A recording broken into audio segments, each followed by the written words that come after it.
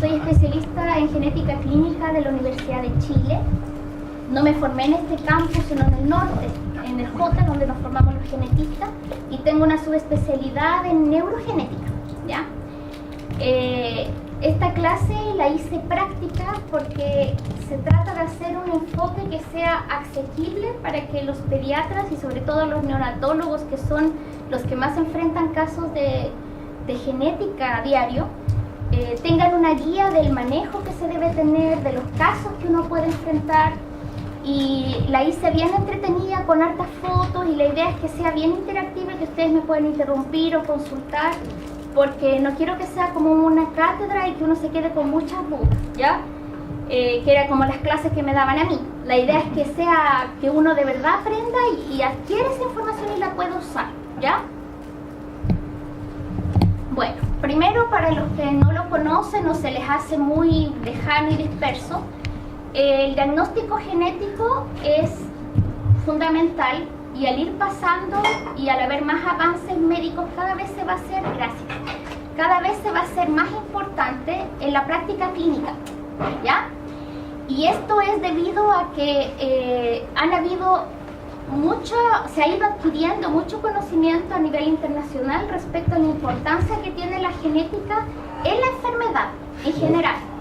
Antes los casos de genética se veían simplemente como malformaciones y los veía una rama que se llamaba teratología, de teratos, que viene de la palabra muerte, ¿ya? De la malformación. Pero ahora con la genética se incluyó todo lo que era teratología y dismorfología dentro de una sola especialidad, que es la que abarco yo. Y vemos que el diagnóstico genético en este momento es fundamental para todas las especialidades, porque permite explicar la historia natural de la enfermedad, permite también ofrecer exámenes y tratamiento disponible a los pacientes y a sus familias. En el caso de los neonatólogos esta parte es muy importante porque nosotros podemos dar un pronóstico que es vital y funcional, y muchas veces es determinante en el manejo del paciente. Y además permite calcular el riesgo de recurrencia dentro de una familia cuando se presenta una determinada enfermedad. ¿Qué cosas nosotros deberíamos manejar en la práctica clínica? No en la parte que uno estudia los libros, sino que cuando tú te enfrentas a un paciente que tiene alguna malformación o que tú sospechas que podría tener una condición genética. Primero, tenemos que saber qué tipo de enfermedades son las enfermedades genéticas. Las enfermedades genéticas están incluidas dentro de un grupo que la Organización Mundial de la Salud define como enfermedades huérfanas. Esta definición es estadística, es numérica, ¿ya? Y se refiere a enfermedades que afecten de 1 a 8 individuos por cada 10.000, ¿ya? A eso se refiere, es un dato completamente numérico, como el perímetro cefálico o la macrocefalia, que tú dices es más dos desviaciones estándar. Pero si tú te metes en lo que significa una enfermedad huérfana, tú te vas a dar cuenta que son muchísimas. En el OMIM, que es el Catálogo Mundial de Enfermedades Mendelianas, se calcula que aproximadamente hay 7.000 enfermedades huérfanas, ¿ya? Y se caracterizan porque cada una, por separado, afecta a muy pocos individuos, como vimos aquí, pero si tú sumas la cantidad de afectados por enfermedades genéticas, como son 7.000, son muchos. Entonces, la pregunta clásica que me hacen muchos pediatras o ginecólogos o internistas, otras especialidades, es: pucha, pero ¿por qué tienes tantos pacientes si tú ves enfermedades raras? Claro, porque cada enfermedad tiene pocos afectados, pero son 7.000 enfermedades raras. ¿Me entiendes? Por lo tanto, es muy probable que todos, desde un médico general hasta un subespecialista, se tope en algún momento con alguna enfermedad huérfana, y eso hay que considerarlo. En general son muy difíciles de diagnosticar, por lo tanto son un desafío para el médico, porque a nosotros en la Facultad de Medicina te enseñan las enfermedades que son frecuentes. A uno le enseñan hipertensión, perfecto, diabetes, perfecto, manejo de la cefalea, perfecto, pero no te enseñan esto, ¿ya? Porque no puedes abarcarlo, no alcanzarías a abarcar eso dentro del periodo que estudiamos medicina general. Además, existe muy escaso interés de la empresa, tanto farmacológica como la empresa de los laboratorios de diagnóstico, de desarrollar terapias para estos pacientes. Porque, por ejemplo, si tú desarrollas terapias para una enfermedad como la progeria, ¿sí? Que la progeria afecta a un individuo por cada 1 millón de habitantes, ¿cuánto gana la empresa farmacéutica con eso? No es representativo para sus arcas. Pero si tú desarrollas, por ejemplo, tratamientos para la hipertensión, como hay tanta gente con hipertensión, y es un diagnóstico tan común, eso tiene un valor para las arcas de farmacéutica, ¿ya? Y debido a eso le pusieron enfermedades huérfanas, porque son huérfanas tanto desde el punto de vista diagnóstico, porque pasan subdiagnosticadas. Muchos casos se diagnostican cuando el paciente ya está fallecido después de muchos años de haber padecido la enfermedad. Y también son enfermedades huérfanas desde el punto de vista de manejo farmacológico, tratamiento, ¿ya? ¿Qué términos debemos manejar? Las diferencias. Esto yo lo he notado mucho que se confunden entre los médicos entre lo que significa una malformación y una deformación. Y en genética son muy diferentes, ¿ya? ¿Qué es una malformación? La malformación es un defecto que se va a producir durante la organogénesis, es decir, las primeras 8 semanas de la edad gestacional, cuando somos embriones, y que son siempre secundarias a una causa genética. Por lo tanto, a una malformación, si tú le haces un estudio de ADN, vas a encontrar un defecto. Viene determinado en el ADN que ese órgano o tejido venga mal formado desde el comienzo, desde que se formó, desde el comienzo del estudio, ¿ya? Y esto es un defecto primario y va a resultar de un proceso de desarrollo intrínsecamente anómalo, o sea, siempre estuvo mal desde el comienzo, desde que se formó el cigoto. Ejemplos clásicos de malformaciones: las polidactilias, y ya vamos a ver los distintos tipos, que es lo más frecuente que uno ve. Las microtias, de cualquier tipo. Las anoftalmias o microftalmias, de cualquier tipo. Y las cardiopatías congénitas. Dentro de las malformaciones hay 2 grupos que también es muy importante conocer. La diferencia entre lo que es una malformación mayor y una malformación menor. ¿Cuál es la malformación mayor? Son malformaciones que tienen una consecuencia médica y social, o sea, que implican algún tipo de riesgo para la vida del paciente o que afectan órganos fundamentales. Ejemplo: malformaciones cardíacas, cerebrales, renales, pero a su vez hay malformaciones que no implican un riesgo de vida, pero sí afectan funcional y socialmente muy gravemente al paciente. Por ejemplo, la foto que vimos antes, una anoftalmia bilateral verdadera. Este paciente no se va a morir, pero es evidente muy bien que su afección social va a ser severísima, porque es un paciente con ceguera total, congénita, ¿ya? El riesgo de que una persona, de un niño recién nacido vivo, tenga una malformación mayor, se calcula que es entre un 2 o un 3%.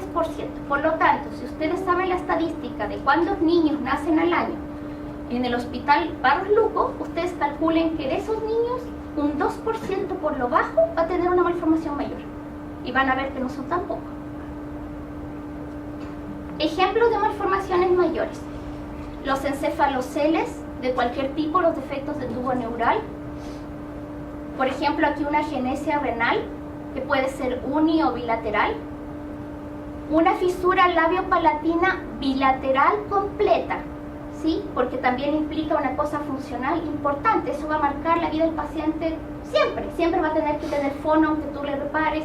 Siempre va a tener alteración de la dicción aunque tú lo evalúes. Ya no puedes dejarlo perfecto. Un onfalocele grande.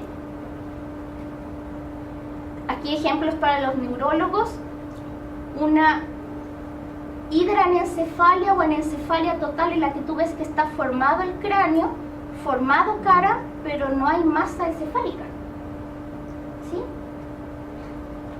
¿Qué diferencia tiene con una malformación menor? La malformación menor es una alteración estructural frecuente, que a diferencia de la anterior no implica una carga social o de salud para el paciente. Es decir, tú puedes caminar, vivir, hacer tu vida con una malformación menor, ¿ya? Tampoco implica un riesgo vital. ¿Qué importancia tiene? En genética son súper importantes, Porque son pistas para que el genetista encuentre una malformación mayor y con eso pueda hacer el diagnóstico, ¿ya? Entonces, mientras más malformaciones menores tenga un paciente, mucho mayor es la probabilidad de que ese paciente tenga una malformación mayor. ¿Qué tan frecuente es que un recién nacido vivo tenga una malformación menor? 15%. 15% de los recién nacidos vivos tiene una o más malformaciones menores. Ejemplos de malformaciones menores. Los hombres buen mozo compiten en el mentón. ¿Ya? Esto es una cosa que se ve sexy, se ve bonita, pero es una malformación menor. ¿Ya? Para que vean que en genética la visión de belleza mía es sumamente alterada. ¿Ya? Yo lo veo, lo encuentro lindo, pero lindo en otro sentido. Claro, para mí es belleza por otro motivo. La clinodactilia, ¿cierto? Los pits o fosetas preauriculares, que ustedes van a ver que hay muchísima gente común y corriente. Yo tengo hasta varios colegas que lo tienen de lo más bien, ¿ya? Las sindactilias de los dedos 2 y 3 son súper frecuentes, ¿ya? Y no por eso tú dices, esta persona tiene una enfermedad genética. No, porque la mayoría de nosotros tenemos una o más malformaciones menores, ¿ya? Pero ¿qué importancia tienen? La importancia es la siguiente. Si tú tienes una malformación menor, eso significa que tienes el 3% de riesgo de una malformación mayor. Si tú tienes 2 malformaciones menores, ese riesgo sube, imagínense, a un 10%. Y si tú tienes 3 o más malformaciones menores, el riesgo es de 20% del riesgo de una malformación mayor. Y un ejemplo clásico que todos aprendimos en la facultad es que si tú tienes algún estigma en la región sacra, puede ser una disrafia oculta. ¿Ok? Y esto, si tú lo ves por fuera, esta es una malformación menor. ¿Qué importa que no tenga pelito ahí, o un tago, una foseta, una fosita pinonidal? Eso no afecta a la vida del niño. Pero si tú no lo evalúas, no le haces una ecografía o no le haces una resonancia, se te podría estar pasando esto. ¿Ok? Eso es una malformación. ¿Qué diferencia tiene eso con una deformación? Que se utilizan como si fueran sinónimos, no son lo mismo. Una deformación es el amoldamiento de un segmento corporal que ya está formado, que no tiene alteración genética. O sea, si tú a ese niño le haces un estudio de ADN, le va a salir normal, ¿ya? Y que debido a una fuerza mecánica o de algún otro tipo durante un periodo largo de tiempo, se altera, ¿sí? Y esto va a ocurrir después de la organogénesis, es decir, pasadas las primeras 8 semanas de la vida embrionaria, y generalmente son reversibles. La clásica que uno ve es el amoldamiento craneal, ¿cierto? Por ejemplo, las plagiocefalias, los cierres de suturas previos, ¿cierto? Que son los típicos niños que en el INCA los ven y deciden si les ponen casquito o si no. Y que tú lo evalúas y no te impresiona y uno dice, esto es una deformación plástica, no es una alteración genética, ¿ya? Otro término súper importante que van a leer cuando yo haga las evaluaciones, las disrupciones. ¿Qué es una disrupción? Es un proceso destructivo que altera estructuras que ya están formadas, o sea que genéticamente son sanas, se formaron bien en la época embrionaria y fetal, pero durante un periodo del embarazo, cuando ya estaban listas, algo ambiental las destruyó. Por ejemplo, una hemorragia, un trombo, una embolia, el TORCH, una brida amniótica. ¿Sí? Aquí, por ejemplo, tenemos el ejemplo clásico que uno ve de una brida que no afectó en gran medida, pero que puede producir una alteración en los pliegues de la piel de este niño. Esto es mucho más grave, el clásico ejemplo de una porencefalia. ¿Sí? Una porencefalia no tiene base genética. Es un cerebro normal hasta que se produjo generalmente una alteración vascular o viral que produjo el daño de esta estructura. Aquí tenemos fotos de pacientes reales. Por ejemplo, este es un paciente del Ezequiel González Cortés que tiene un Prunbelli. El Prunbelli es una disrupción, ¿ya? Porque hay muchas teorías de cuál es su origen, pero generalmente la teoría que hasta ahora tiene más sentido y la han podido replicar en animales de laboratorio es que sea una alteración vascular. Una alteración vascular que produce que no haya suficiente irrigación sanguínea a la musculatura abdominal, y esa hipoplasia en musculatura abdominal va a producir esto. Por falta de irrigación. Hay varias teorías, pero hasta ahora en laboratorio, con animales de modelo, han podido replicar eso, y tienen ratones con Prumbel.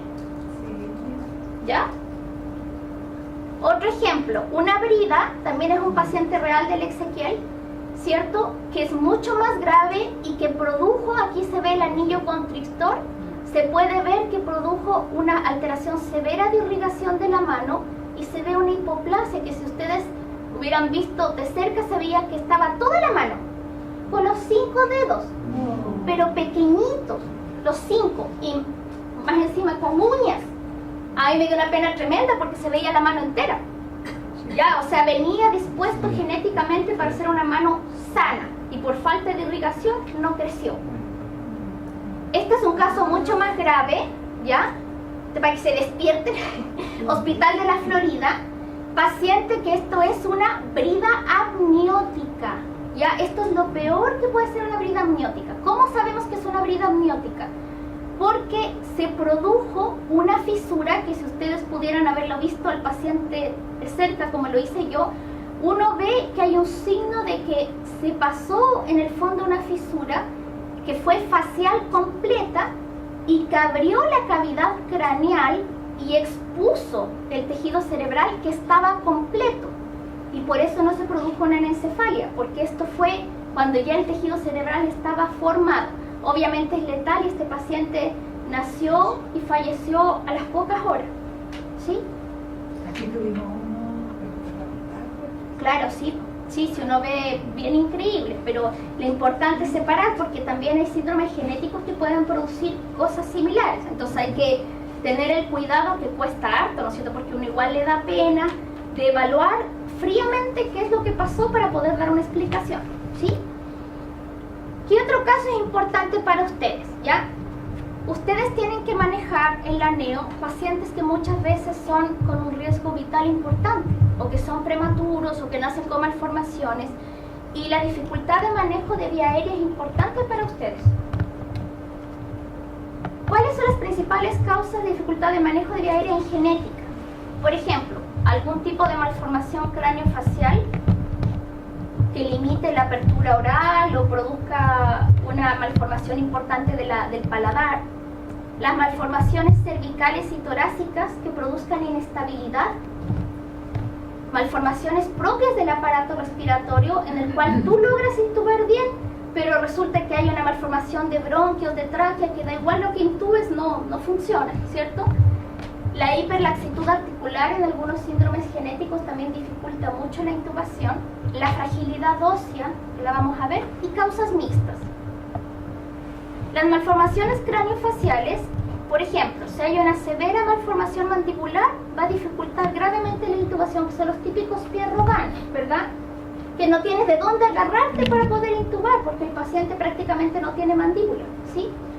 Y puede ser muy compleja en algunos síndromes de apertura oral limitada. Yo no sé si aquí ha nacido, desde que yo trabajo aquí no he visto nunca aquí uno, pero por ejemplo los pacientes que tienen un Freeman-Sheldon, que es un síndrome genético en el cual tienen la boca muy pequeña y no la pueden abrir, o las trisomías 18 que obviamente no se intuban, pero ahí ustedes pueden ver que tiene una apertura, pero para ustedes sepan que tienen una microstomía con una apertura oral mínima, ¿cierto?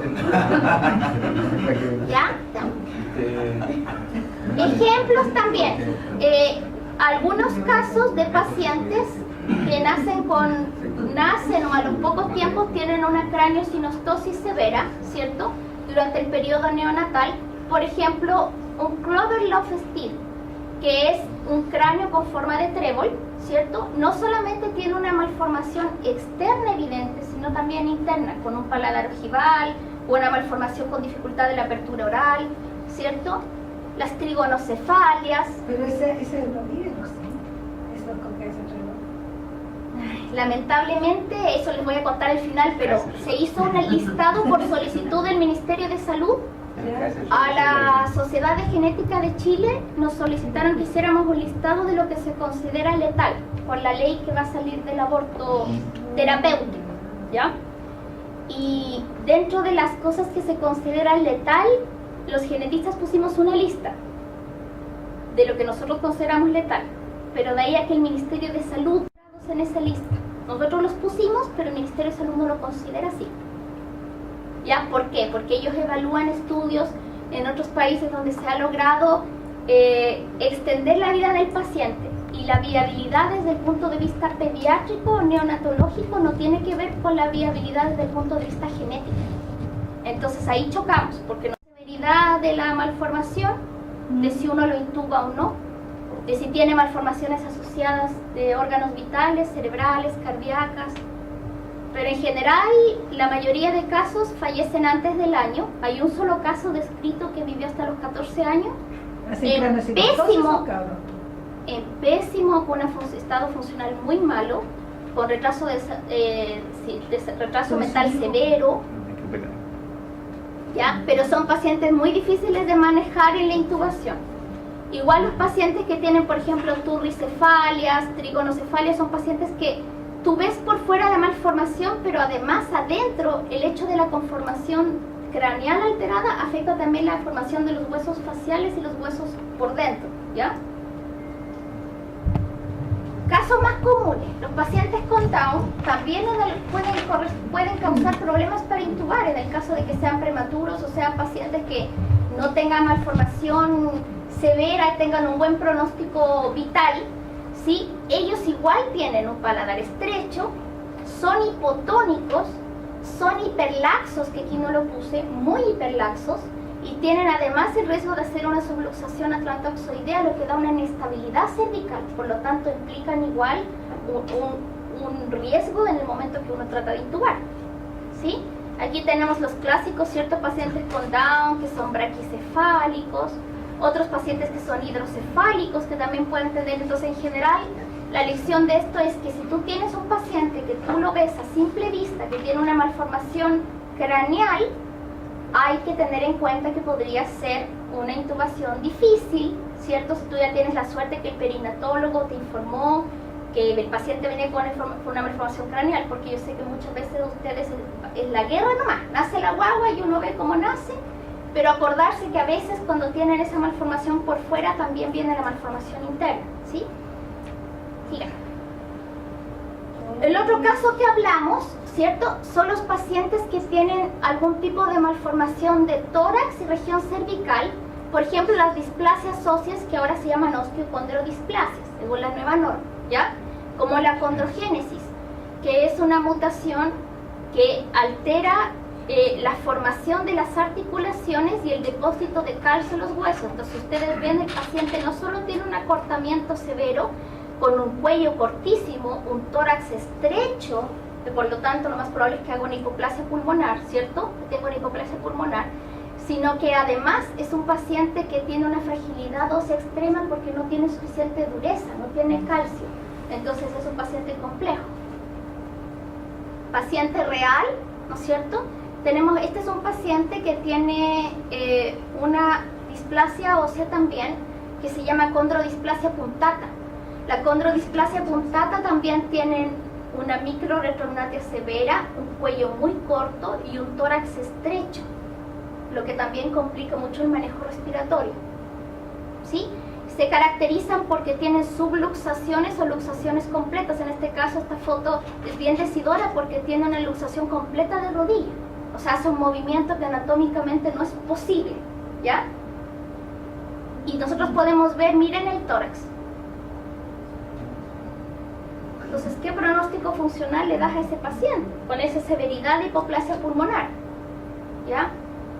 Este es un caso que vi yo en la clínica Bicentenario. Es un paciente que también tiene una malformación facial, que es una displasia frontonasal, en la cual, si ustedes ven, prácticamente no tiene nariz, no tiene hueso propio de la nariz debido al severo hipertelorismo ocular. Tiene una facie aplanada con una microretrognatia y una fisura del labio bilateral con premaxila, y es un paciente muy difícil de intubar también. Otro caso, ustedes lo ven por fuera así, un acortamiento, se ve extraña la guagua, pero difícil de diagnosticar, pero si le haces radiografías, siguiente, Jimena. ¿Qué tenemos aquí? Fracturas en Rosario. Sigue, la siguiente. Fracturas en húmero, pelvis estrecha, sigamos, huesos incurvados y gráciles con fracturas de húmero, una osteogénesis imperfecta. Tipo 2, letal. Por si acaso el Ministerio de Salud tampoco la considera letal. No, te puedo creer que son esos cerebros. Bueno, es que no son cerebros, pues, si son administrativos. Ahí está, pues no tienen. No hablamos con ningún médico por si acaso, son pura gente administrativa. La osteogénesis tipo 2 es letal en todos los países del mundo, porque no funciona el endronato, no funciona nada, ¿ya? Pero ellos no lo consideran letal, ¿ya? Aquí tenemos otro caso, por ejemplo, que vamos a ver cómo se hace la evaluación de un paciente genético básica, ¿ya? Que no sea compleja, que sea rápida, que uno pueda hacer. Si es posible leer en la ficha, si no está el papá y si no al papá o a la mamá que tengas en ese momento, hacerle preguntas básicas rápidas, ¿ya? Ahí hay que ahorrarse todo lo que uno le hace en medicina general, de dónde vive, su casa tiene zinc, tiene piso, eso no importa, ¿ya? Lo que importa aquí es saber cosas básicas de la historia familiar. Por ejemplo, fallecimientos sin causa, abortos a repetición, niños que hayan nacido, fallecido a los pocos días, óbitos, mortineonatos, ¿cierto? Y básica de la genealogía para tener una idea de, por ejemplo, si han fallecido más hombres en la familia que mujeres. Todo esto es corriendo rápido para ustedes, ¿ya? Entonces hay que hacer como preguntas bien básicas que a uno les sirvan para tener una idea de la historia familiar. El examen físico también, en genética, esto que les voy a poner es lo básico que se hace. Gestalt. ¿Qué es el Gestalt? El Gestalt es una cosa que se aprende en genética, que es mi especialidad, a diferencia, por ejemplo, el cardiólogo que tiene que auscultar mucho, el broncopulmonar ausculta mucho, ¿cierto? El cirujano general palpa mucho, ¿ya? El genetista observa mucho, ¿ya? Es el equivalente a lo que pasa con los anatomopatólogos que ven una placa de biopsia y te pueden decir, sí, esta placa me impresiona que es un cáncer, operen dentro del quirófano, esta placa me impresiona que es benigna, ¿cierto? Y se les avisa a los cirujanos al tiro. O un imagenólogo que puede evaluar una resonancia, una alteración y darte un diagnóstico. Mi beca es así. Eso es bien raro para comprender para los otros médicos clínicos, pero es una especialidad de observación. Entonces el Gestalt es una cosa que te enseñan en genética, que quiere decir que tú ves el paciente y logras, al mirarlo, a primer pestañazo, se dice vulgarmente, tener una idea de unas 3 o 4 hipótesis rápidas de qué puede ser, ¿ya? Y eso se aprende, cuesta mucho. Al principio, cuando uno está en primero de la beca, yo estuve a punto de salirme de la beca genética, porque a mí me encantaba. Yo encontraba que no podía hacer eso, ¿me entiendes? O sea, yo veía a los pacientes y por mi formación de medicina general, yo me fijaba en otras cosas. No me fijaba en lo que necesitaba fijarme. Y claro, uno después con el tiempo va aprendiendo a hacer eso, que tú puedes ver al paciente, tener una noción y una hipótesis diagnóstica de qué puede ser, y de ahí empiezas a hacer los diagnósticos, ¿ya? Esto consiste en la evaluación de rasgos faciales y comparación con los familiares. Generalmente es valioso que estén papá o mamá, o si no, si puedes en la consulta, fotos de los padres que te permita limpiar qué rasgos son familiares o étnicos, ojo, ¿ya? Ahora tenemos mucha gente que viene de otros países, ¿cierto? Tenemos haitianos, dominicanos, colombianos, tenemos gente de otras razas, ¿sí? Ahora, chuta, nacen chilenos, tailandeses, chinos, me consta, ¿ya? Y ellos igual tienen Down, igual tienen huesos de cristal, igual tienen displasia ectodérmica, así que igual hay que fijarse en esas cosas, ¿ya? Las extremidades, ¿cierto? Cosas básicas, los dedos, si están todos los dedos, si faltan dedos, los surcos, ¿cierto? La forma de las uñas, los genitales, es otra parte súper importante en genética.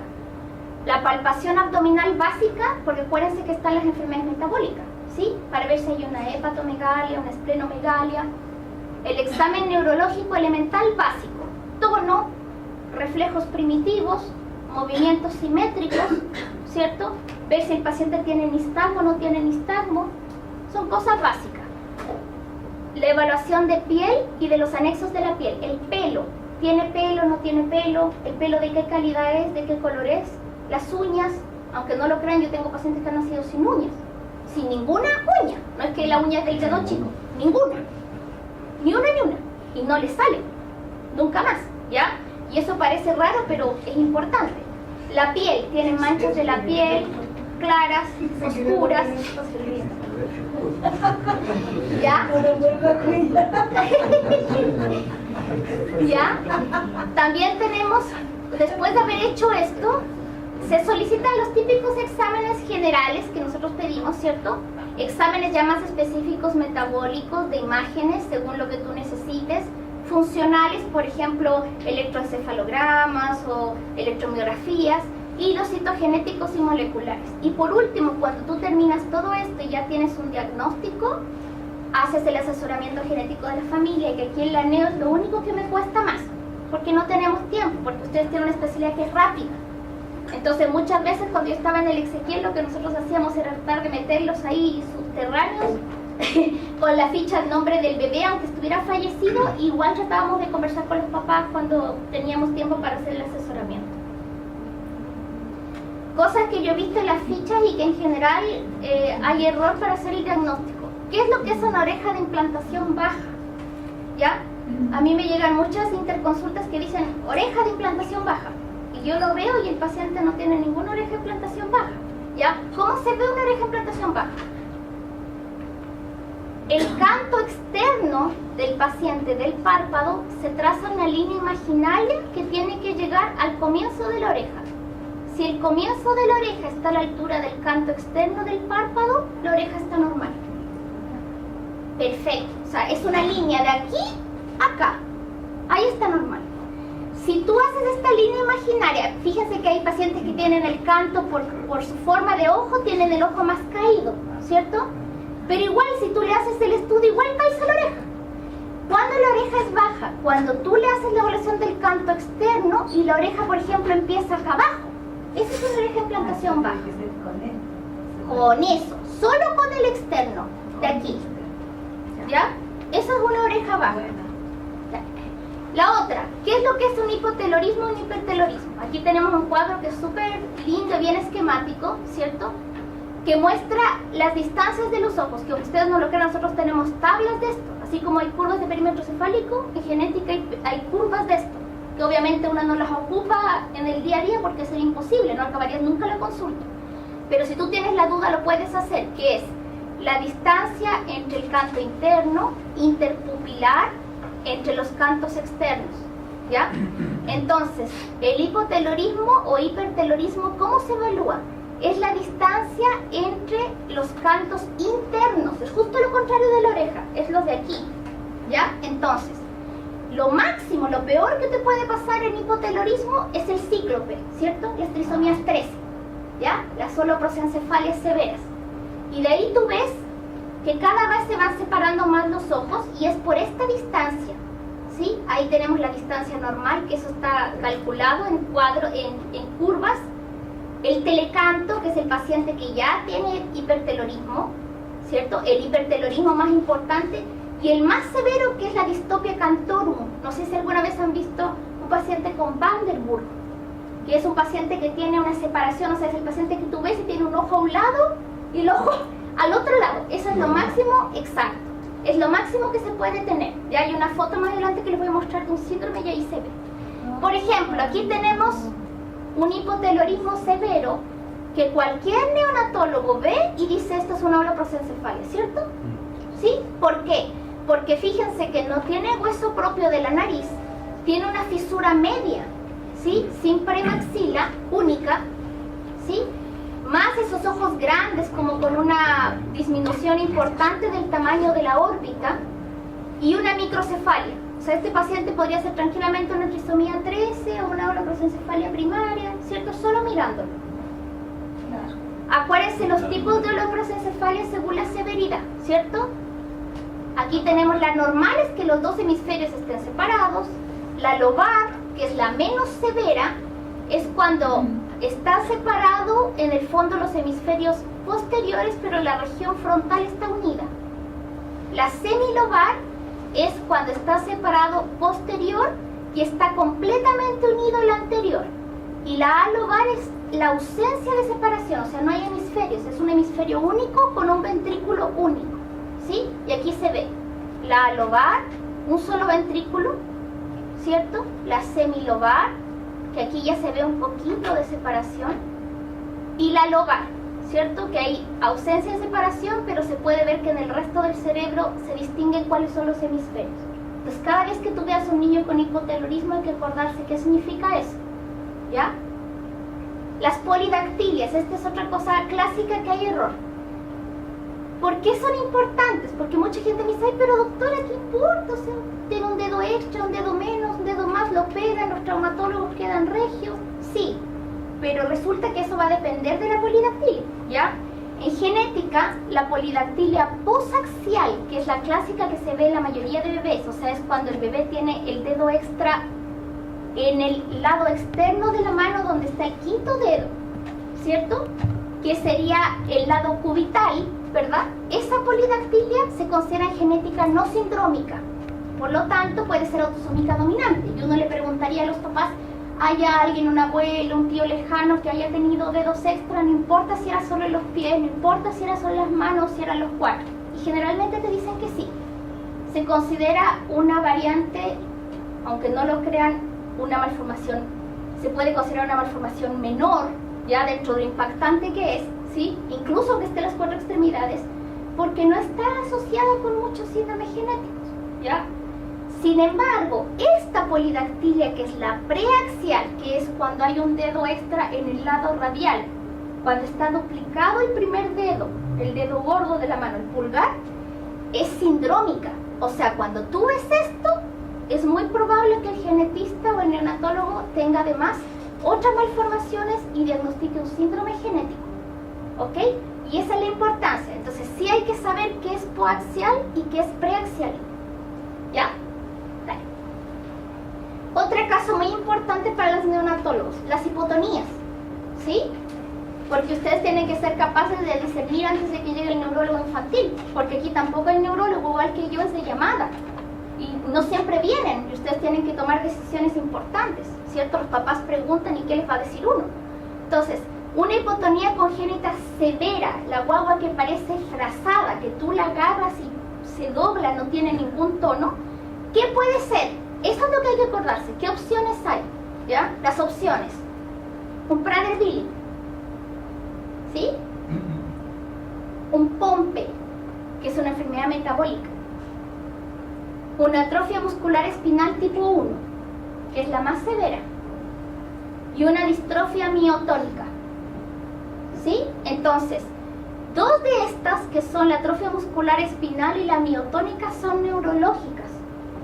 Y los neurólogos, cualquier neurólogo infantil es capaz de explicarte que la diferencia entre una y otra para ellos no es difícil notarla, porque la distrofia miotónica van a ver ellos mioclonías, ¿cierto?, en la lengua al momento que hace la evaluación, y en la atrofia muscular espinal no, van a ver una abolición total de los reflejos, ¿ya?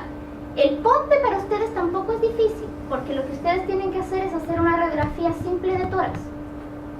Si en la radiografía simple de tórax evalúan una cardiomegalia o un aumento de tamaño cardíaco importante, hay que mandar a hacer inmediatamente la muestra de papel filtro y descartar un Pompe. Ya el Pompe no tiene ninguna malformación más que la cardiomegalia y el niño que parece frazada. Y al Prader-Willi, que ese sí es uno mío, ¿cierto? ¿Qué estudios se hace para el Prader-Willi? Se hacía, ya no. Ya, y por eso les estoy diciendo, eso ya no se hace, ¿ya? Ahora se manda a hacer un estudio que se llama MLPA para Prader-Willi, y ya no necesitas hacer ni el FISH ni el test de metilación. En ese examen, en un solo examen, te dan todo el diagnóstico. Y ese mismo examen sirve para Angelman y Prader-Willi. Se manda a hacer al INTA o a la Católica. ¿Cómo se llama ese? MLPA. MLPA, ¿ya? Y sirve para los dos síndromes y te evitas tener que hacer los pasos que hacíamos antes, que es ventilación, luego el filtro 15, luego ¿Y es muy caro ese en realidad? No sé cuánto está particular ahora exactamente, pero es el que se manda a hacer ahora, el que te acepta. Pues si tú mandas a hacer un test de metilación, te lo mandan de vuelta del INTA, ya no se hace. ¿Ok? ¿Sí? Ya, dale. Ahí tenemos la típica fase de un paciente con Prader-Willi, ¿cierto? Severa hipotonía con boca abierta, ¿cierto? Siempre acuérdense, la fase es un rectángulo perfecto. Es como ver un rectángulo, es como que lo hubieran aplastado aquí en la cara, ¿ya? Esa nariz chica con las narinas antevertidas, un filtro largo, liso, una boca chica, ¿sí? Que está abierta pero tiene una apertura oral limitada, te cuesta abrirle la boca, ¿sí? Esa es la típica fase del paciente Prader-Willi, con ojos almendrados.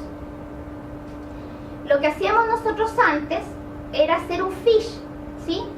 Que ese fish lo que te permitía ver es que en el caso de un paciente normal que no lo tenga, va a tener acá que corresponden a los dos genes de la región 15p112, que es la región característica, y en este caso, en el paciente deletado, van a ver que solamente existe una marca que aquí está roja y en la otra no está, y ahí se confirma el diagnóstico.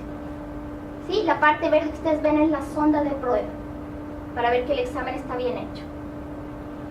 Y ahí viene la pregunta, después de haber visto todo este pupurrí, ¿qué tan probable es que yo de verdad vea un paciente con enfermedad genética? Porque una cosa es que la doctora Escribano vea esto, y otra cosa es que yo los vea. ¿Ya? Se calcula que 5 enfermedades nuevas se describen en el mundo por semana. Y de esas 5 enfermedades nuevas que se describen, 80% son genéticas. Así que hay que prepararse porque ese es el futuro de la medicina. ¿Ya? Del 6 al 8% de la población del mundo tiene alguna enfermedad genética. Así que en realidad es más probable de lo que uno se imagina llegar a ver a un paciente con enfermedad genética. Y hay que acordarnos que aquí en Chile las malformaciones congénitas son, aquí pongo uno de los primeros lugares, pero en realidad, según la última encuesta del ECLAM, la tercera causa de mortalidad infantil en Chile son las malformaciones congénitas. La tercera. Porque como ya avanzamos, ya los niños no se mueren de desnutrición, no se mueren de diarrea, no se mueren de neumonía, esto que sean muy inmunosuprimidos, no se mueren de deshidratación como en los otros países, aquí se mueren de malformaciones congénitas. ¿Ya? El último censo válido, porque ahora ya no sabemos cuántos somos porque el censo estuvo malo, así que no sabemos si somos 16, 17, nadie sabe, hasta que hagan el censo. El último válido, que fue el 2012, sabíamos que éramos 16,4 millones de habitantes. Hay 15 regiones. En la Superintendencia de Salud estamos inscritos 23 genetistas clínicos, de los cuales 20 vivimos en Chile, porque 3 viven y trabajan fuera de Chile. Se fueron, ¿ya? Haciendo doctorados o trabajando fuera de Chile. Y de los 20 que habemos, solo 16 trabajamos en servicios de salud. El resto trabajan solamente en salud privada. ¿Sí? Por lo tanto, si tú calculas para la cantidad de habitantes, evidentemente falta gente para hacer esto, ¿ya? ¿Cuáles son los síndromes más frecuentes que uno ve?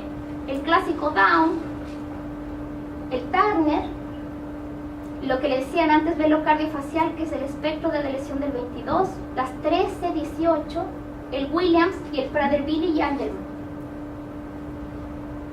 ¿Qué es esto? Esto es Gestalt, bien, muy bien. Esto es Gestalt, ¿qué es esto? ¿Qué creen que puede ser? Si yo les dijera que es un Down, es un Down, corroborado, con cariograma. ¿Sí? ¿Y saben por qué no aparece? Porque el papá y la mamá son haitianos y son de raza negra. A eso me refería cuando les dije yo. Esto es lo que va a pasar ahora. Porque en Chile tenemos en todos los hospitales públicos y las clínicas niños chilenos que están naciendo de otras razas. Por lo tanto, si nosotros no ejercitamos el ojo, se nos van a pasar. Y esta guagua, es más, se pasó. Tiene razón el doctor Miranda. Si no hubiera sido porque tenía una cardiopatía congénita que tuvieron que hacerle una cirugía del corazón abierto, nadie hubiera sospechado que era Down. Porque por el fenotipo no es el mismo fenotipo de los pacientes que nosotros vemos. ¿Ok? Sí, por eso les puse la foto, ¿ya?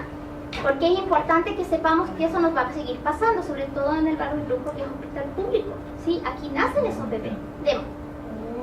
Este es el cariograma de ese bebé. Y miren, 1, 2, 3, trisomía 21 libre, un Down. ¿Ok? Ya, este caso súper lindo es del Ezequiel y lo puse como un ejemplo de qué es lo que pasa cuando a ti se te pasa un paciente. ¿Ya? Abuelo, hija, nieto. Ella tiene un mosaico Down. Ojo, cuarto medio, segundo año de educación técnica superior. Así, tú le preguntas, así la mamá. ¿Qué porcentaje? Ahí les voy a contar. Llega ella y yo la veo. Y lo primero que hago apenas ella entraba para que yo viera al bebé con Down. Y ella cuando nació la guagua le dijeron, no se preocupe, esto es accidental, esto no tiene ninguna... Y ella abre la puerta del Exequiel, la veo yo porque en el escritorio del Exequiel estaba justo frente a la puerta. Entonces entra y yo dije, no, estoy equivocada. ¿La vuelvo a ver? No, estoy equivocada. Dije, un Down, no. Era un Down. Le mandé a hacer el cariograma con 50 metafases, tiene 25% de trisomía 21, 75% de 46XX. Por lo tanto, este es un Down autosómico dominante. ¿Ya? No es un Down accidental.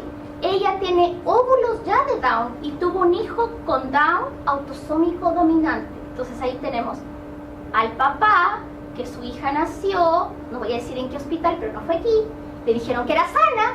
La mamá tuvo la guagua, mamá en la universidad sin ningún problema y tiene una guagua con Down. Y ahora díganme lo que me costó convencerle y mostrarle 20 veces el examen para demostrarle que ella también tenía Down. Pues no, yo no puedo tener Down si yo no tengo retraso mental, si yo soy sana. Y claro que es importante para mí, porque ella va a tener más de un bebé con Down. No es igual que una persona que tiene un Down por trisomía libre accidental. Ya, entonces esta foto también la traje igual que la anterior para que vean lo que puede pasar. Así que estos pacientes uno los puede encontrar, ¿ok? A mí me llegó ella por él, no por ella. ¿Y la boquita tenía todos los 21 o también era...? Todo, 100%, tiene una trisomía 21 libre.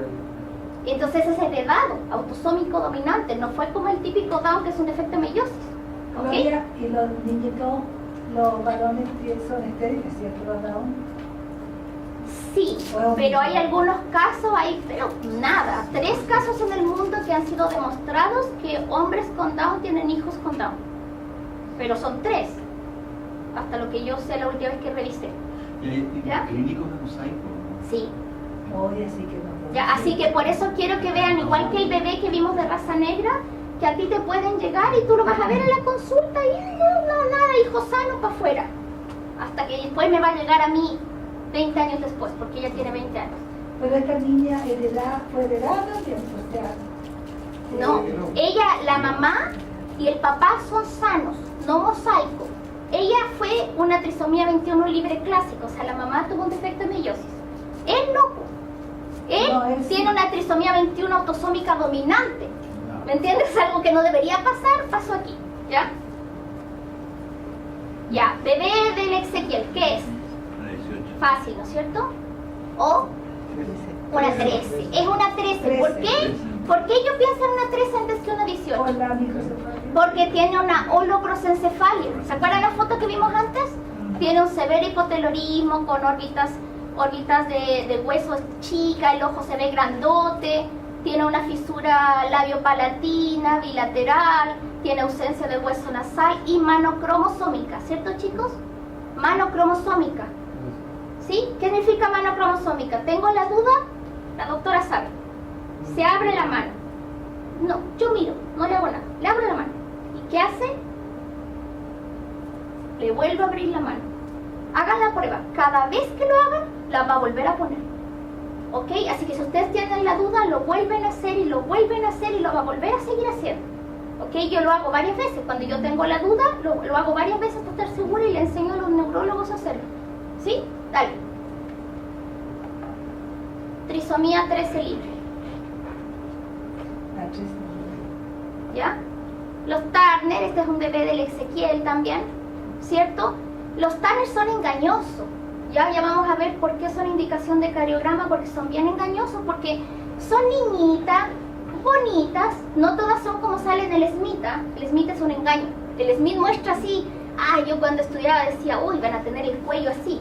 Mentira, la mayoría de ellos o tienen un poquito de piel redundante en nuca, poquito, o tienen un cuello corto, pero ese pterigen coli que uno ve, eso no es lo común, ¿ya? Lo común es que son chicas, son niñitas de embarazo normal a término de 45 centímetros, 46 centímetros. Entonces generalmente en la clínica del hospital me dicen, ve a la doctora porque es tan chica. Ese de madre. Claro, y uno le empieza a evaluar y por gesta, por fenotipo dices esto es un Turner. Sigue examen 45X.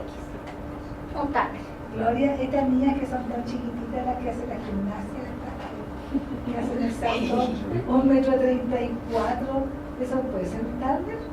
Son chicas de edad también. Sí, pero ahí hay otro motivo por el cual son tan chicas. Se supone que ese caso es porque ellas en el fondo por el ejercicio físico repetido que hacen cierto tipo de ejercicio moldea un tipo de cuerpo, igual que la gente que corre tiene, por ejemplo, poca pechuga, no tienen cadera porque no tienen grasa, o igual que la gente que hace estos saltos de piscina son como longilíneos, largos. Se supone que el repetir una acción, pero acuérdense que el genotipo bien determina, pero el ambiente produce el fenotipo, ¿o no?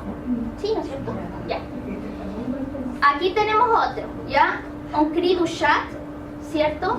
Que aquí también tú ves, aquí es lo contrario, ¿cierto? Aquí tenemos una guagua hipertelórica, ¿verdad? Se ve que tiene telecanto, ahí tiene un telecanto, aquí tiene el otro telecanto, unos ojos separados, una boca como en pescado, ¿cierto? O sea, con los surcos de la boca hacia abajo, ¿cierto? Unas narinas antevertidas, fíjense la mano. Tiene una manito cromosómica, ¿cierto? No tanto como la 13, pero tiene una manito que pone como rara la mano, ¿sí? Tal. ¿Y qué era? Un cri du chat, o sea, un 5P menos. La colita de la cabecita del 5 no la tiene. ¿Ya? Vamos. ¿Qué es esto?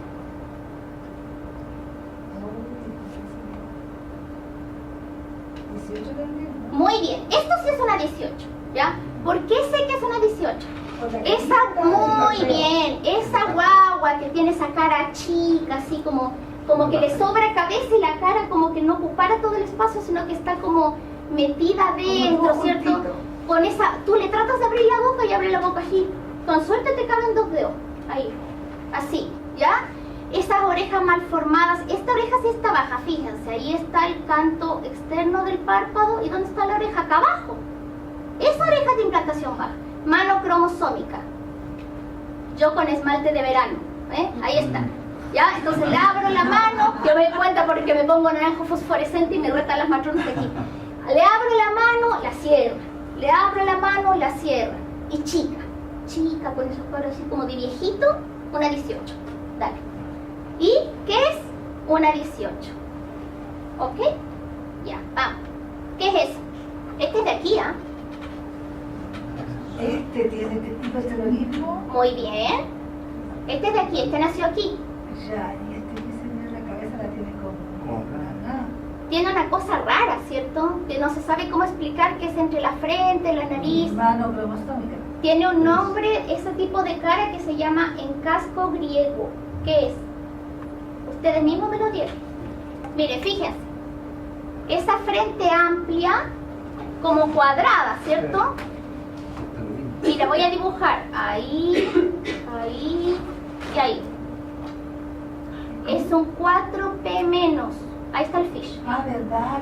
Ahí está la sonda, ahí está marcado, aquí está la sonda. ¿Y dónde está la punta?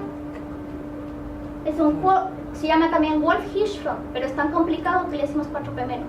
Ah, el famoso, ese que vemos tanto en el cuerpo. Dale. ¿En serio? ¿Ya qué es eso?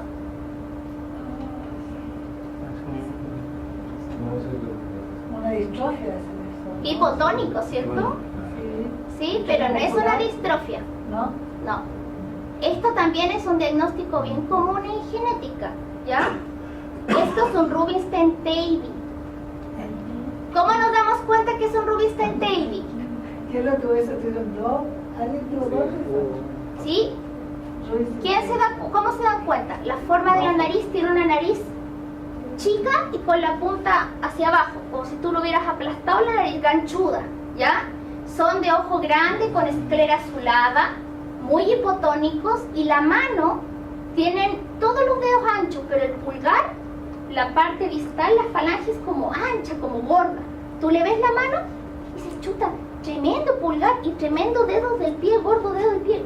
Grande, o sea, realmente grande. Rubinstein-Taybi, ¿ya? Dale. Ya, esto vamos a pasarlo rapidito. Causas de las malformaciones. Desde la época histórica, los humanos nos han llamado la atención las malformaciones, ya, lo que demuestra que no soy la única con una alteración de la belleza, ¿ya? Siempre nos han llamado a la cuenta. Por ejemplo, esta es una estatua egipcia que representa claramente una condroplasia, ¿cierto? Esta familia es una familia que tenía una enfermedad, un enanismo de talla baja, ¿cierto? Y que están marcados aquí porque lamentablemente tuvieron un destino bien penca. Fueron una familia que llegó a los campos de concentración por ser judíos, y el Mengele los usó para hacer experimentos, porque eran toda una familia. Entonces el Mengele, que le gustaba la genética, no todos somos así por si acaso, no más.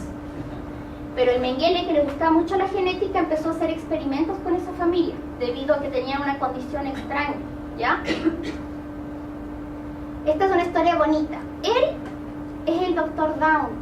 Fue la primera persona que describió el síndrome de Down, ¿ya?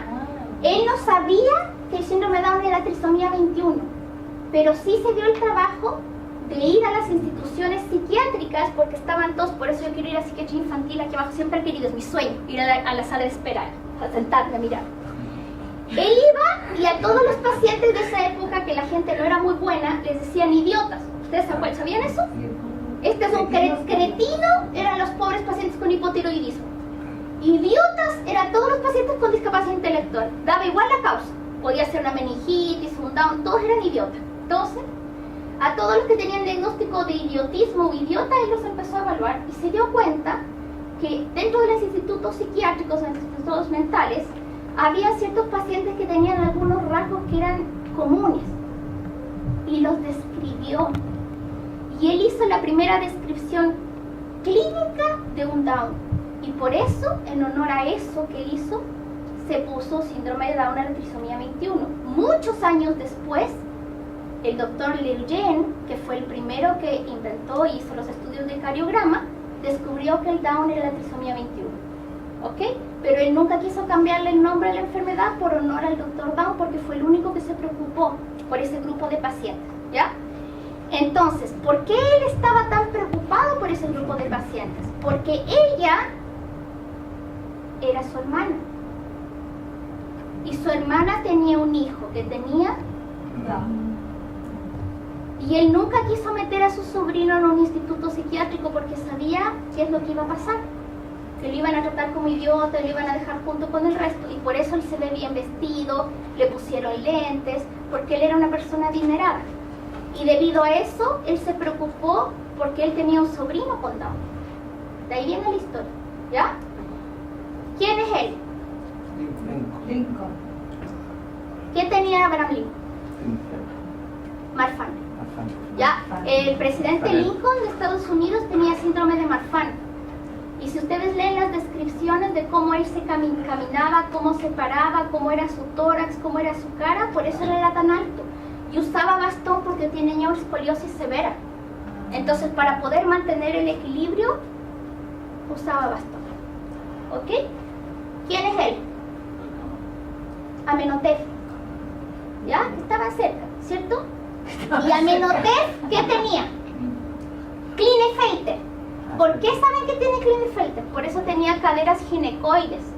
Ya, él tenía un cuerpo ginecoide. Si tú no sabes quién es, pensabas que era mujer, pero ¿cómo puede ser tan caderón? Y en algunas esculturas que hay de él, no solo tenía cadera, tenía ginecomastia. Entonces al principio pensaban que era una mujer, y luego se dieron cuenta que era un faraón. O sea, él tenía Klinefelter. ¿Ya? Dale. Causas de las malformaciones: los teratógenos, infecciones virales, la diabetes gestacional, algunos medicamentos, y las causas genéticas, las causas genopáticas como las mutaciones y las cromosómicas. Me voy a detener en la diabetes porque esta es la causa que uno ve mucho aquí en Chile. Ya a mí me da pena eso, pero ¿cómo hacerle entender a las mamás eso? Cuesta mucho, ¿verdad? La diabetes por sí sola, no importa el tipo, 1 o 2 gestacional, da igual, aumenta el riesgo de una malformación congénita de 3 a 5 veces. Ojo, aunque esté bien manejada, ojo, con bomba de insulina, con goteo. ¿Por qué saben? Porque han hecho el estudio en Estados Unidos. algún endocrinólogo desocupado se dio el trabajo de ver qué pasaba con las mujeres embarazadas que se les hacía goteo de insulina continuo. Y se dio cuenta que aunque tú manejaras estrictamente la glicemia, no lograbas disminuir esto. Evitabas que la paciente se complicara, ella, pero no protegías al feto. ¿Ok? Entonces, este efecto está descrito en los 3 tipos, tanto la gestacional como la 1 y la 2. Dale. ¿Por qué esto es importante? ¿Igual hacen las malformaciones? Sí, señor. ¿Compensado? Sí, señor. Oh, qué mal. ¿Ya? ¿Y esto por qué va? Porque la obesidad materna incrementa el riesgo de anomalías congénitas por sí sola, al igual que la diabetes. ¿Y por qué es eso? Porque la obesidad es implícita una causa de resistencia a la insulina, y todo lo que produzca disminución de insulina o resistencia a insulina produce malformaciones. ¿Por qué? Ahora sí vámonos hacia atrás, a medicina general. Acuérdense que la insulina tiene una función en el crecimiento. ¿Se acuerdan? Del IGF-1, el IGF-B3. Ya, eso tiene una función en el crecimiento. Por lo tanto, no solamente es una hormona, sino que es un modulador de crecimiento de la GH y de otros neurotransmisores y de otras sustancias moleculares que son importantes para el crecimiento. Así que aquí en Chile, que tenemos tanta mamá obesa, yo veo unas mamás que entran y me da ataque. Y uno no les puede decir, pero viene con la guagua y uno, ¿cómo le dice, señora, si usted no hubiera sido tan obesa? ¿Me entiendes? No le puedo decir eso, no se lo digo, pero les digo a ustedes, para que lo sepan, ¿ya? Porque sí es importante. La diabetes gestacional está relacionada en varios estudios con macrosomía, que ustedes lo saben, hiperinsulinismo fetal, que también lo saben, hipoglicemia fetal, hipoxia, acidosis metabólica, y aumenta el riesgo de muerte intrauterina y perinatal 4 veces. O sea, no solamente aumenta el riesgo de malformación, sino también el riesgo de muerte del feto, ¿ya? Se han hecho varios estudios. Este es un cuadro que a mí me gusta porque es fácil acordarse, ¿ya? Por ejemplo, la diabetes materna de cualquier tipo, ¿qué produce? Aumenta la glicolisis, disminuye, acuérdense lo que hace la insulina, disminuye la actividad de este factor que es el NF-κB, y al hacer eso altera el equilibrio celular de proliferación-muerte, o sea, altera directamente el ciclo celular. Directamente, ¿ya? Aumenta la producción de radicales libres y produce apoptosis celular en los tejidos, y además estimula la expresión de genes apoptóticos, por lo tanto incrementa las cascadas de caspasa 3 y VAX, también produce apoptosis, y todo esto en conjunto produce teratogénesis. Así que la obesidad y la diabetes de cualquier tipo durante el embarazo aumentan el riesgo de malformaciones y de muerte fetal. ¿Estamos? No, la auditoría hay mucha obesa, pero mucha obesa. Pero si yo lo sé. La muerte fetal es, la primera causa es obesidad. ¿Qué es eso? Focomento. Es una displasia caudal. No es un síndrome por si acaso. No, una regresión caudal. Lo mismo. Lo mismo. No es un síndrome. O sea, si tú le haces un estudio de ADN a este bebé es sano. Ya, esta historia es súper triste, pero igual les voy a contar para que vean qué tan importante es. Este es un hijo de una mamá colombiana que cruzó la frontera nuestra a través de la frontera de Bolivia como inmigrante ilegal, como lo hacen mucho. Vean nomás Chilevisión. Yo siempre veo Chilevisión porque salen todos los pacientes de mi síndrome sin diagnóstico quejándose y sale esto. ¿Ya? Y mi marido se ríe y dice, ¿por qué me haces esas noticias? Porque después de que salen todos los portonazos, turbazos y todas las cosas, sale siempre un paciente. Yo tengo una enfermedad de hace años y vivo en tal parte y nunca me he visto un especialista, ni un genetista, ni un neurólogo, ni nadie. Entonces yo siempre veo porque quiero ver, tratar de atinarle al síndrome. Entonces mi marido y yo lo miro y le digo, ya sé que es tal cosa. Ya en Chilevisión, fíjense, yo tengo razón. Ya, entonces, esta es como la historia de Chilevisión. La señora colombiana cruzó a través de Bolivia ilegal, diabética, tipo 1, por supuesto, insulino dependiente. No sabía que estaba embarazada. Obviamente no cruzó con su insulina, porque la insulina ustedes saben que hay que tenerla en el refrigerador, en esos cositos de frigorífico con hielo seco y todo el show. Ya. No fue con eso, cruzó con lo justo. Llegó a Chile, y como en Chile nosotros sí hacemos el control prenatal, que debería darnos orgullo, se le diagnosticó el embarazo en el consultorio donde se la atendió, a pesar de no tener ruta, a pesar de no tener nada, se la atendió, es correcto. Se le diagnosticó el embarazo y se le hizo el control correcto del embarazo, con ecografías, con todo. Ya en las ecografías le habían diagnosticado la malformación, no sabían qué era, pero diagnosticaron que tenía ausencia de miembro inferior, que yo con eso me conformo, más que suficiente, ¿ya? Para que el neonatólogo nazca la guagua y no le dé ataque al pobre doctor en la madrugada, ¿ya? Por lo menos sabía que el niño venía sin miembro inferior, ¿ya? No sabían por qué, pero bien. Durante todo el embarazo, la mamá nunca se le ocurrió, por una cosa de humildad de ella y de desconocimiento, decirle al ginecólogo que ella era diabética. ¿Y usted le dijo a su ginecólogo, al doctor, que le hacía el control de diabética?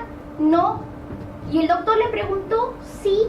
¿Y por qué usted no le dijo? Porque en Colombia ellas compran la insulina y ella no tenía plata y pensaba que el doctor le iba a mandar a comprar la insulina. Y como le estaban atendiendo gratis en el consultorio, y eso en Colombia no pasa, ella en una manera de agradecimiento y humildad se quedó callada, no le dijo, por lo tanto pasó todo el embarazo con hiperglicemia. Nació la guagua en el Hospital del Norte. En el Hospital del Norte no hay genetista. Me llegó a mí el Ezequiel y esa es la guagua. Ahora esta guagua, coeficiente intelectual normal, habla, resueña, escucha súper bien, está en la Teletón, donde le están tratando de hacer una prótesis. Pero ¿cuál es el problema? Que no solo no tiene piernas, no tiene sacro, no tiene glúteo, No, pues en revisión. no tiene nada aquí. Entonces, ¿dónde le vas a poner la prótesis? Esta es la consecuencia de una diabetes. Y yo he visto casos así, obviamente menos tristes, pero casos así en diabetes controlada. ¿Ok? Tú tienes que haber visto una movida que teníamos nosotros acá y que como la sirena. Sí, porque sí, eso también es por diabetes y un riesgo mayor de seringomelia. ¿Ya? Otra causa, las genopatías. De distintos tipos de herencia, que aquí no voy a dar lata, ustedes ya lo saben. Dominante, recesiva, ligada al X. Aquí tenemos otro 4P menos, ¿ya? Otra cromosómica, dale. Esto es un Joubert, síndrome genético con malformación del sistema nervioso central severo. ¿Sí? Es una ciliopatía. Dale, doctor. Un Noonan, que es una de las causas más comunes de malformación, un síndrome súper frecuente. Hay mucha gente que tiene Noonan caminando por Santiago en el metro. Yo he hecho la prueba, también me he metido al metro. Y voy así, la doctora sabe, ¿cierto? No quiero ver, porque miro un Noonan, miro que entonces me estresa, es como trabajar gratis. Tranquila. Es como trabajar gratis, entonces yo no puedo ir en el metro. Ya cuando era becada de segundo iba así en el metro, iba leyendo el Smith así. Porque miraba y me dan ganas de decirle, decía, no, pues la señora me va a mandar la cresta si le digo que tiene una. Entonces no podía. Ya, pero esto también es muy común. Este es un paciente del Ezequiel. Dale. ¿Qué es esto? Esto me lo mandó una becada de neuro del Ezequiel con una foto diciéndome, doctora, no sé qué es esto. ¿Qué cree usted que es? Por WhatsApp. ¿Está caliente mejor? Proyector. Ya, esto es una displasia ectodérmica. ¿Ya? Miren el pelo. Tiene un pelo que tú le tocas seco, frágil, se desprende y es como que el pelo empieza más atrás. Sí. No es que tenga frente alta, lo que pasa es que el pelo debería empezar aquí y le empieza acá. No tiene cejas, no tiene pestañas, ¿sí? La piel es seca, con sectores atróficos. Sigue la siguiente, doctora. Miren la piel seca, se arruga, tiene poco pliegue, poco pelo, es una displasia ectodérmica. ¿Ya? Entonces ahí lo mandaron a la doctora Fisher, el dermatólogo, para que le hiciera biopsia y le confirmara el diagnóstico. Acordarse de otros teratógenos como el alcohol, que aquí vemos harto síndrome fetal alcohólico, ustedes han leído, ¿cierto? El ácido valproico, la cocaína, acuérdense que aquí vemos hartas mamás que fuman pasta base, ¿sí? Dale. ¿Qué hacer si yo tengo un paciente así? Primero, acordarme lo que dije yo, hay que descartar otras malformaciones, ¿sí? revisar corazón, riñón, cerebro, si es posible, en lo que uno tenga en el lugar donde esté. Si está aquí en el grupo lo van a poder hacer, pero si están en otra parte, eso es lo primero que hay que hacer. Las que son vitales, ya las malformaciones grandes. Descartar infecciones, porque a pesar de lo que parece esta presentación, es mucho más frecuente eso que lo mío. Lo mío es raro. Ya es más frecuente que la mamá tenga un TORCH, o que sea un teratógeno, o que sea algo genético. Pedir un cariograma si es que puedes. Descartar patologías metabólicas, las de la doctora Mabe, ¿cierto? Pedir amonio, ácido láctico, seca total, gases. Y luego, si tú tienes una sospecha, puedes pedir los estudios específicos para cada cual. Siguiente. Aquí no lo voy a leer todo, pero es un listado para que ustedes se hagan la idea de cuándo se pide un cariograma. Esto no lo enseñan en la facultad. A mí nadie me lo enseñó en la Facultad de Medicina General, entonces tú no tienes idea. Es más, yo sabía que existía el cariograma, pero no lo consideré como parte del estudio que uno debe saber. Pero hay un montón de causas, y si ustedes ven, aparte de las malformaciones están los trastornos de diferenciación sexual, que es lo que antes decía el sexo ambiguo, los retrasos de crecimiento sin explicación, las discapacidades intelectuales sin explicación, ¿cierto? La sospecha de mosaico, como la foto de la mamá que vimos, ¿ya? Los cáncer, ¿dale? Las parejas que tienen abortos a repetición, los embarazos en el que la mamá te dice, sí doctora, yo hace 7 años tuve un hijo y se murió, pero no sé de qué se murió. Y creo que tenía malformaciones y yo no di permiso para la autopsia. A esa mamá. ¿Ya? Dale. Y todos los productos del embarazo, como por ejemplo los hidrops, las placentas hidrópicas, los mortineonatos, los abortos, ¿sí? Cuando tienes una anomalía fetal en la ecografía deberías hacer la amniocentesis o porrocentesis, que obviamente aquí por una cosa económica no se puede hacer siempre, ¿ya? ¿Me puedo hacer un comentario? Por supuesto. El otro, lo anterior que dijo de la muerte sin explicación, Sí. ¿podría solamente pedir una renal de voz? ¿O también podríamos hacer una posterior? Podría ser posterior, sí, sobre todo si los papás no saben y si te refieren que hubo alguna malformación, porque muchas veces los papás no saben, porque por la pena rechazan la autopsia, entonces al final no saben la causa de muerte. Entonces, o sea, lo más específico es que cuando no hubo antecedentes y cuando uno queda esperando el monitor también. Exactamente. Esos niños entonces también se quedan Sí. en Dale. ¿Ya? Esto también es una cosa básica, que esto debería tener todos los servicios impresos y puestos, los de NEO. ¿Cómo se mandan las muestras? ¿Ya? A veces uno dice, chuta, el doctor escribano pidió una muestra de tendón fetal, ¿y cómo mando eso? Ya, aquí está cómo se manda, ¿ya? Estas son las indicaciones del J, del Hospital de la Chile, de cómo se mandan las muestras, ¿ya? Por ejemplo, si tú tienes un paciente con hidro, si le puedes tomar una muestra de higroma quístico, ¿cierto? De orina fetal, de derrame pleural, pericárdico, de peritoneo, cualquiera de esas te sirve. Un tubo común y corriente de los que uno sabe en química en el colegio, con tapa rosca sin ningún aditivo. Metes el líquido lo más estéril que pones, lo marcas afuera con el nombre de la mamá, el root, y lo envías con la solicitud de cariograma al J. Tal cual, ¿ya? La sangre de cordón o venosa del niño, jeringa o tubo con heparina de sodio. Con 3 ml basta, ¿ya? Piel. Por ejemplo, cuando son abortos o macerados, buscas la piel que se vea menos peor, porque no voy a decir que hay bueno, la que se vea mejor, ¿ya? Y frasco estéril con tapa rosca de esos de muestra de orina común y corriente de laboratorio. Agregas un poco de suero fisiológico y heparina de sodio y lo mandas, ¿ya? Mortineonato te sirve líquido amniótico, sangre, trofoblasto, piel y tendón. El tendón favorito es el de Aquiles porque es el que menos se echa a perder, el que menos se macera, ¿ya? Y todas las muestras las puedes guardar. Por ejemplo, si el bebé padeció hasta la madrugada, no voy a mandar al J a las 3 de la mañana, va a estar cerrado. Entonces, si yo tengo que entregarlo el otro día y la nena de ustedes es un calor insoportable, ¿ya? Entonces, ¿qué es lo que podemos hacer?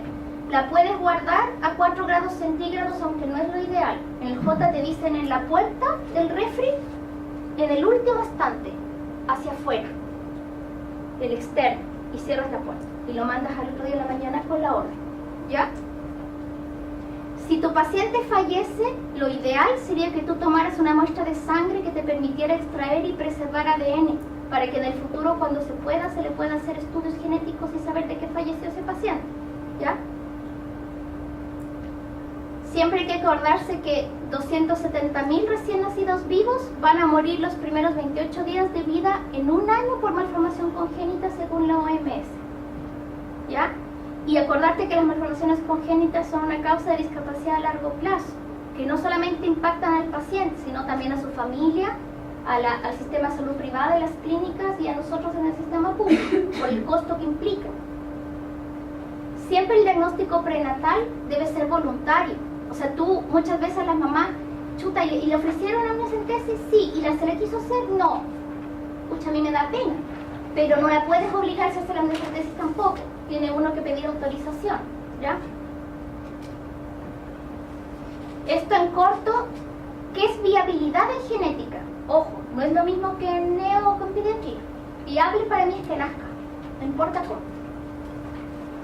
¿Me entienden? O sea, pueden nacer muertos, pueden nacer, respirar y morirse. Eso para mí es viable. Es solo el hecho de que se haya formado. ¿Ya? Entonces, por ejemplo, la trisomía 13 viable es 5% máximo. Igual que la 18. El Turner 2%. La mayoría de Turner se abortan, 99,99 se abortan. ¿Ya? Y el Down, que es el más viable, 20%. Esto también no lo voy a leer, pero ustedes lo saben que la edad materna determina la probabilidad de tener Down y se multiplica exponencialmente. Dale, Jimmy. También que siempre se pide el estudio cromosómico a los papás porque hay un riesgo de translocación robertsoniana, o sea que haya dos cromosomas pegados y que esos papás puedan tener más de un hijo con Down, más de un hijo con trisomía 18 o 13. Dale. Por ejemplo, aquí tenemos otro tipo de Down. Esta es una trisomía 21 no libre. Es la translocada, que es el 15% de los casos, ¿ya? Aquí, ¿qué pasó? Hay 3 cromosomas 21, pero uno de los 3 está pegado a otro. Entonces, cuando tú ves el cariograma, sale un número taiwanés que dice 21-21 en la región del brazo largo 10 y el 21 extra. O sea, tiene 3 21, pero 2 están pegados. Y esos papás tienen un riesgo de ¿cuánto para tener hijo con Down? ¿Cuánto creen? 100%. 100%.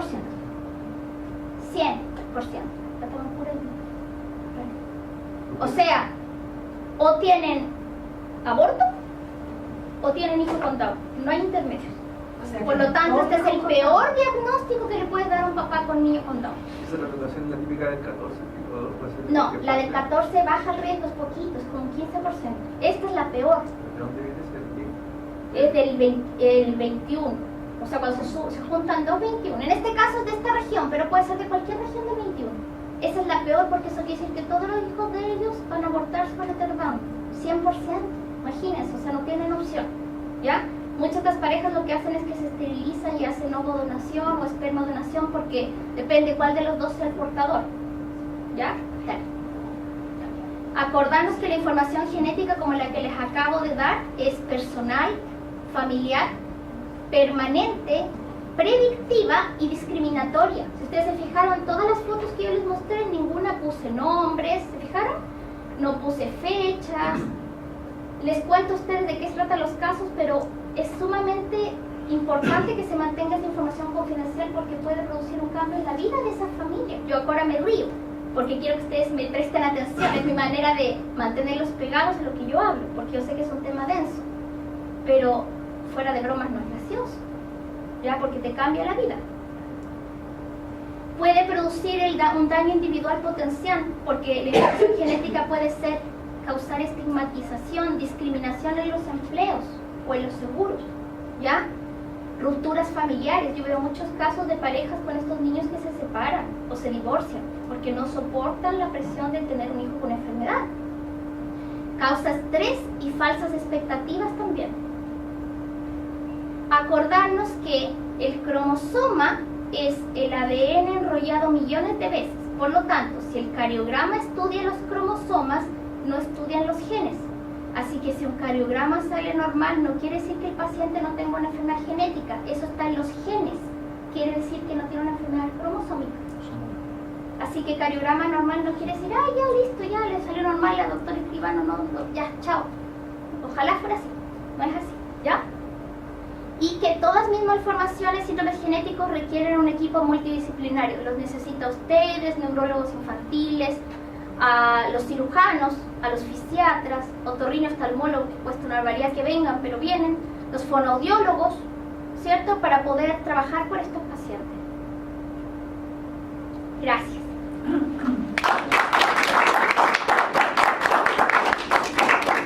Preguntas. Una pregunta, Gloria. ¿Las mujeres tenemos reloj biológico? ¿Los hombres tienen o no? Sí, ¿También tienen? sí, pero nunca se habla. Pero sí, sí tienen. Hay enfermedades, pero no cromosómicas, sino autosómicas dominantes, o sea que dependen de un solo gen, que van a depender de la edad paterna.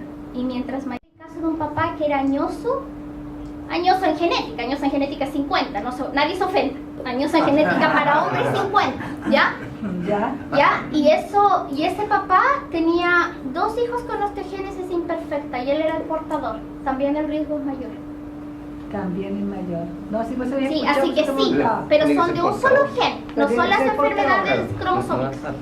No es al azar, no es porque sea más. Ya. No, lo que pasa es que como estamos en una sociedad media machista no se habla, pero sí. Pero en ese caso el Down también el hombre puede ser portador, en ese caso. Sí, pero es más raro. Más raro. Es más raro porque ustedes tienen una ventaja biológica por selección natural. Ah, claro. Los mucho más. espermas Son que muchos. tienen un cromosoma 21 extra pesan más. Entonces son lentos y es mucho más probable que llegue un... Claro, es mucho más probable que Ahí llegue un está el cojo. esperma más liviano. ¿Ya? Más preguntas. Chicos. No se olviden, ¿ya? Esto a mí no me lo dieron nunca en la Facultad de Medicina. Nunca. Y uno sale y no tiene idea de... Pero súper buena tu No, charla, bueno, Gloria. Qué bueno. Me encantó.